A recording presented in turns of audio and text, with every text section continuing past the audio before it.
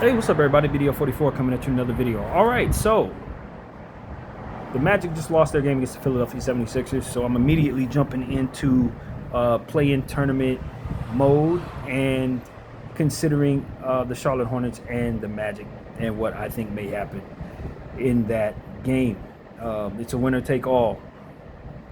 The team that wins the game goes on to play the Detroit Pistons in the first round. The team that doesn't goes home. This game is in Orlando, Florida. The Charlotte Hornets won the season series 3-1 against these Magic. Magic won the first game on 10-30, 123-107 in Charlotte. And in Orlando, proceeded to lose the next three games. Second one being on 12-26, 120-105 in Orlando. And then the third game on 122, 124-97 in Orlando. And then the fourth one being just a week ago, 319. A couple weeks ago, actually. 319, 130 was to 111 was the score in Charlotte. I just watched the Orlando Magic really struggle. Desmond Bane has to be given a lot of credit. I thought Anthony Black played pretty strong. Jamal Cain really popped off the screen in the first half. You know, some big shots were hit. But I'm going to be honest with you guys. Paolo Banchero looked real bad to me. And this is somebody who likes Paolo. I've really liked him. He's never failed me in my fantasy teams. He always contributed to good fantasy teams that I have, so I don't really watch the Magic. That's about as much as I can really say. When he plays against my Lakers, he usually plays very well. So it's like I've never really seen him struggle like this. But I've heard a lot of people complain about how he's been struggling this year. I finally got a chance to really lay eyes on it in this play-in tournament game. He was bad, man. Like, his development's not going well, in my opinion. And you don't think of a player like that who's made an all-star team. I believe he's made an all-star team as a player who's still developing. You figure just because a guy's made an all-star team, it shouldn't be anything to it. He's developed now. No, there's some things he's going to have to do better. He's going to have to really work in the offseason, particularly his face-up game. And this isn't just a Paolo thing. This was an Orlando Magic thing. I saw far too many situations where the Magic just seemed to be throwing the ball at the rim and hoping it goes in. Whether it be from behind the arc, randomly, at all weird times in the shot clock, driving at the rim, not even making a reasonable contest, the ball falling underneath the rim, stuff like that. Their offense is chaotic. At best, it's chaotic. And just as I said about the Orlando Magic in my last video, talking about this matchup earlier made this morning that they just had with the Sixers, the Magic tend to have better play from their second units at times than they do their starters, and I see where they go wrong. They're not ready to shift into who's helping me that night mode. They're really hell-bent on doing what I call politic ball, which is the guys who pay the most, we're going to play the most. But if those rotations aren't your best rotations for that particular night, and you live and die with your superstars, you're going to lose. And these superstar combination of players don't necessarily mesh very well. But you do have other combinations that you can use with this roster that can very easily give you more competitive play. And so I think overall, either this is a coaching issue or a organizational issue that trickles down to how the coach is using the roster. But whatever the case may be, I just don't think they got the right stuff going on with the choices they make to who they have on the floor, how these players are being used, and what it is that they're doing when they're out there. The Orlando Magic, and I said this in the pregame video, with my prediction where I gave them the win, and I was wrong, I gotta admit that. They are a disaster of a basketball team right now.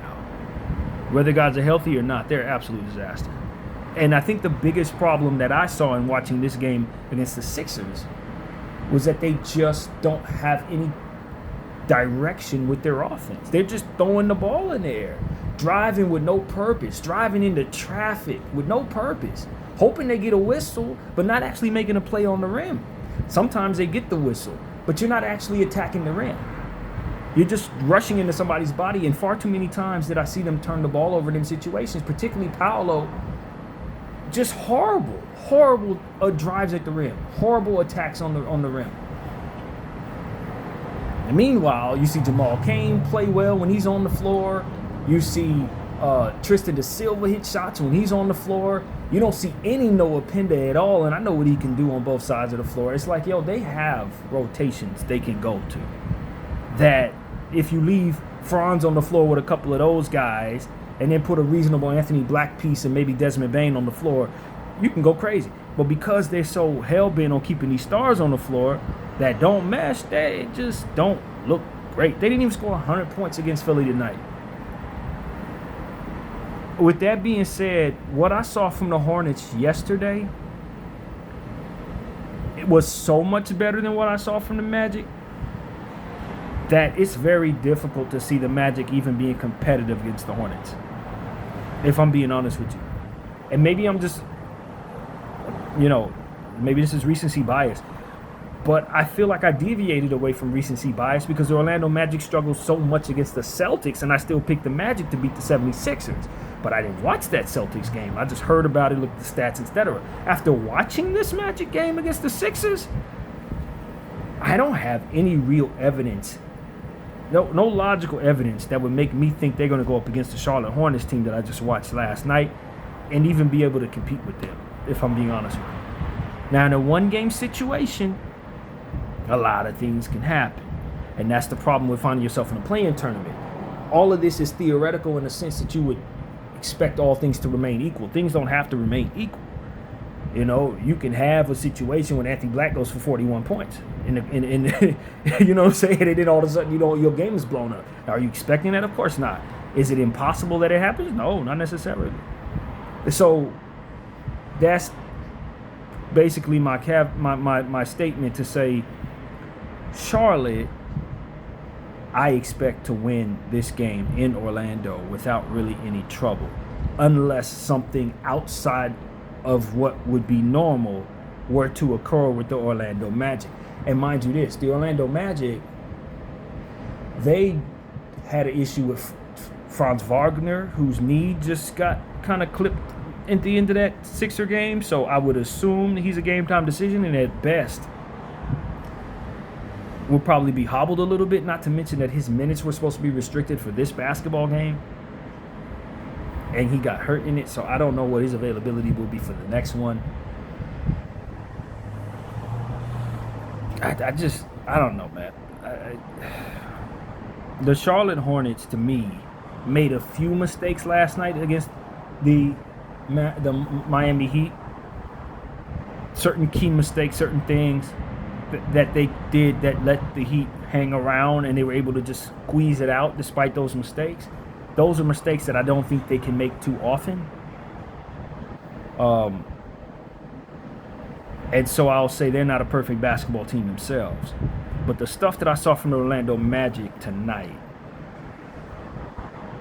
legitimately cannot compete with the Hornets. Like, that team, if they play anything like they did tonight, and I don't see where they're going to improve, they ain't got a chance. They ain't got a shot in the dark. It's not happening. It's not happening. LaMelo is going to be fined, $50,000, $25 for the trip on Bam, and $25 for saying the F word or something like that in the post game. He's not being suspended, so he will be available for that game in Orlando. But like Miles Bridges, LaMelo Ball, Moussa Diabaté, Sion James, Ryan Kalkbrenner, Con Knipple, Trey Mann, Liam McNeely, Brandon Miller, Kobe White, Grant Williams. I expect any combination of those players to outplay what I just saw from the Orlando Magic. The Magic looked terrible on both sides of the floor. They couldn't get a stop. They could not get a stop. And then when they tried to score, if it wasn't Desmond Bane hitting a long shot, it was pretty much them driving at the rim and hoping that the whistle blew. Otherwise, it was going to be a turnover or them flying out of bounds without even making an attempt on the rim. It was a disaster. They were a disaster. And I have no doubt that the Charlotte Hornets coach is going to run circles around the Orlando Magic coach. I have no doubt. After what I saw tonight, there's no question. He's going to get out coached. It's a no-brainer. It's an absolute no-brainer, yo. I've never been more confident that one team can't beat another team in a play-in tournament situation than I am with the Charlotte Hornets going into Orlando. The one thing Orlando has going for themselves is that it's their building. It's their building. Otherwise, I expect for the Hornets to win that game by about 20 points maybe. Like, it should be bad. Especially given the way the Charlotte Hornets have been handling the Eastern Conference throughout the course of the regular season. They've been beating the dog crap out of all of these teams lately. And I think this is going to be much more of a reasonable matchup to expect the Hornets to have success than they were against Miami. Miami is a lot better than the Orlando Magic, based on what I saw from Miami yesterday and what I seen from the Magic today. Yeah, the Miami's a lot better than Orlando. And the Charlotte Hornets found a way to beat them. The Charlotte Hornets should be absolutely ashamed of themselves if they go out on Friday against that Orlando team and don't walk away with a victory. They should be ashamed of themselves. As bad as this Orlando team looks to me right now, they are horrible, y'all.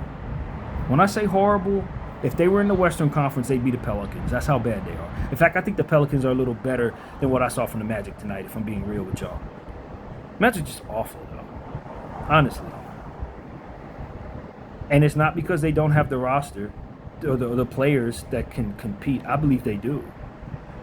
They're just using them wrong, man. They're using them wrong. No Tristan De Silva, Jet Howard wasn't out there hitting, wasn't able to be showcased any. Noah Penda wasn't showcased any. I know what Jace Richardson can do on the offensive end. There is no reason for you to have those type of offensive players on your basketball team and only walk away with 97 points against a Philadelphia team that ain't really like, they're not like that. If I'm being honest, Philly ain't like that. Not without Joel. They struggle to score the ball when you have drafted players that don't do anything but score the ball. That's all Jace and Jet do. They don't do anything else. Orlando need to fire their coach, man. They need to fire their coach and they need to fire the GM. They need to fire those two people. It is so important that the Orlando Magic move on from some of those two individuals. Whoever put this roster together and the person that's using this roster this way gotta go. They gotta go, man. He has to go. And if for some reason the Charlotte Hornets do lose this game, I don't think the Orlando Magic get a single game out of Detroit, not even one. That's an easy, clean sweep, no problem. Easy, clean sweep. This Orlando team shouldn't be here, man. They shouldn't be here. I'm just being honest. They should not be here. That's how bad they look. So I am tasking the Charlotte Hornets with beating this Orlando team by 20 points, unless Paolo, Desmond, or AB go for 40 points. There should be no reason Orlando's even able to keep up with the Charlotte Hornets. I'm sorry. I'm just calling it, man. And I know how bad Con Knippel's been shooting lately. There's, like I said, a one-game situation. It's the NBA. Anything can happen, man. But what I saw from the Orlando Magic, I'm so far out on the Magic. I think they should fire people and probably blow up a lot of that. Paolo Banchero, I don't even know if I bring him back next year. If they hired me as a GM, I'd have to really consider what the hell's going on with Paolo after what I just saw in his basketball game. He was so bad that I don't even think it's reasonable to be paying him his salary. What they are paying him, there's absolutely no reason to be giving him that. He ain't ready to be who they're paying him to be.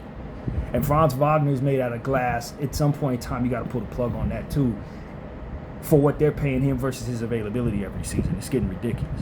So, I think the Hornets will be doing a great service to the Orlando Magic fans in some weird and twisted way if they blow this team out by 1,000. Because if they are able to do that, then the Magic may be compelled to make the decisions that are necessary to improve this just broken unit. This unit is broken, but they do have stuff that you can work with. You just got to have people who know how to use it, and you got to shave the stuff off of it that will allow for you to showcase the stuff that can help you.